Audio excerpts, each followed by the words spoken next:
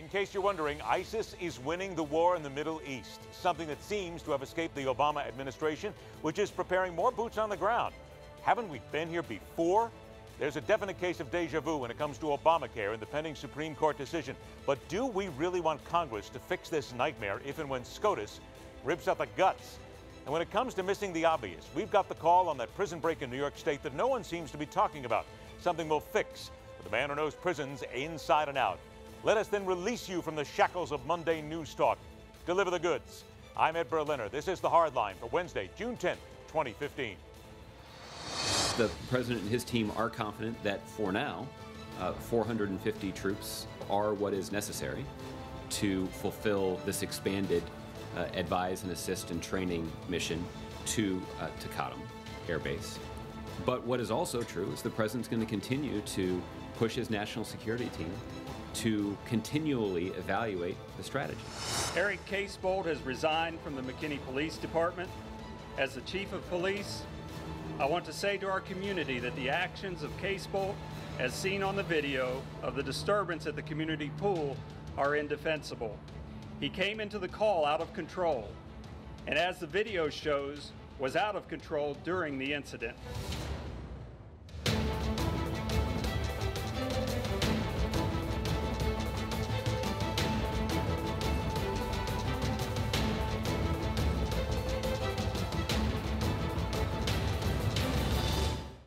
In Iraq, places where we've got more training capacity than we have recruits. So part of my discussion with Prime Minister Abadi was how do we make sure that we get more recruits in? A big part of the answer there is our outreach to Sunni tribes. We've seen Sunni tribes who are not only willing and prepared to fight ISIL, but have been successful at rebuffing ISIL. As far back as 2008, the Bush administration made something very clear regarding the war in the Middle East. There would be no permanent American bases in Iraq, no discussion, end of story. Of course, the story doesn't end there. America has military bases scattered around the world, and in light of what the Obama administration did this day, time may come to realize there will be no peace in that region of the world unless the U.S. has a permanent boot on the ground. To that end, there may very well be no discussion. The real discussion begins now. Welcome back, former chairman of the House Intelligence Committee, Pete Hoekstra, and retired Lieutenant Colonel formerly with the U.S. Army Special Forces, now military advisor at Concerned Veterans of America, Scott Mann. Gentlemen, I thank you both for joining us. And Pete, I'm going to begin with you right here with a very simple question and statement.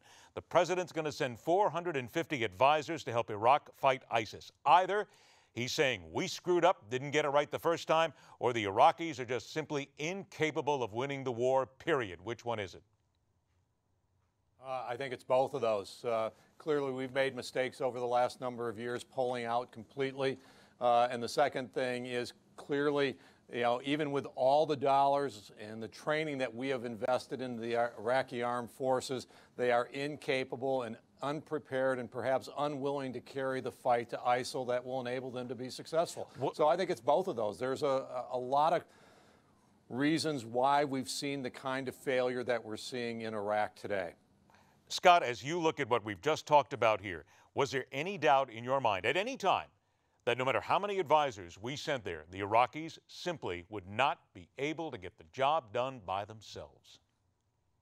Yeah, in fact, Ed, I mean, I don't like to say this, but I think I was talking to you about this quite some time ago. And I think I've been saying all along that until we start working with the Sunni tribes, we can work with that Shia-dominated military all day long. It's not going to make a difference. There's too much of a divide between those two ethnic groups. We have to work with the Sunnis as well.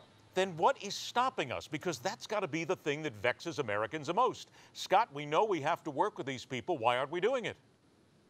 Yeah, I mean, I think part of the problem, Ed, and I talk about this in my book, Game Changers, which is coming out, is we've got to change how we're doing this. Our only models that we're using right now is Iraq and Afghanistan since 2001. And frankly, we've got a lot of other models like Colombia, Philippines, El Salvador, like Max Boot writes about, we did pretty well. And we need to step back and look at other small wars where we've done a smaller footprint, less blood, less treasure, longer time, bottom up and top down, building capacity. This is going to be a generational thing. It will not be fast, but we can do it. Pete, what Scott just said, is that basically then the best way to get this done, what he just indicated?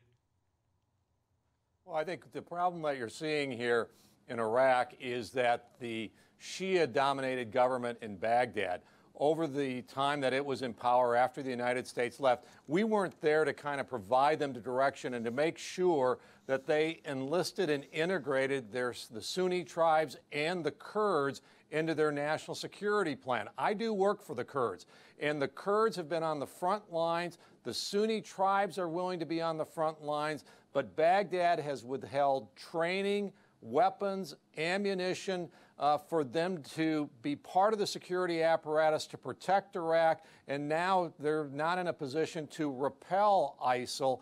And so there's a model out there that talks about integrating the whole country, arming the Kurds, arming the Sunnis, letting the Shia-dominated government in Iraq take care of the Shia portions, but the Sunnis and the Kurds have demonstrated an ability and a willingness to fight, but the Baghdad government is slowing down the training and the equipment that they need. All right, now let's dig into that then, because we hear a lot of stories that the Americans are not sending enough equipment over there. Pete, what you've talked about right now is the fact that the Baghdad government isn't getting the job done. So are they just part of the whole graft and the problem here? What are they doing? Taking all these weapons, pocketing the money, sticking it there and waiting for something that's never going to happen?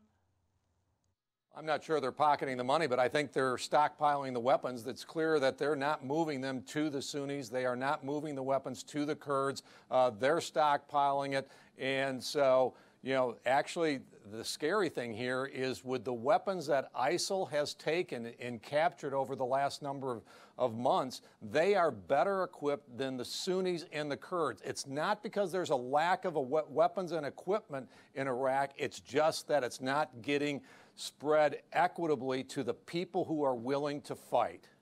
Scott, let me get to you in something that I indicated when we started this segment right now. There was a time when the president once said, we will not have permanent boots on the ground there. Won't happen. Lindsey Graham has come out recently, and he's even hinted a little bit that if we're going to win in the Middle East, we are going to have to get ourselves used to the fact we're going to need a permanent base there. But we keep hearing that that's the wrong thing to do. The population there won't like it. But if we're going to settle this and win this war, Scott, do we need to have a permanent American presence there, the base is there, and just start going to work? Yes. When I was a young Special Forces captain in the 90s, Ed, working in Colombia, my first mission down there, I came home disgusted, thinking we would never, ever get anything done there. When you go to Colombia today and you look at it, it's a different country. That was, 20-plus years of sustained foreign internal defense and capacity building in a country that already had modern infrastructure.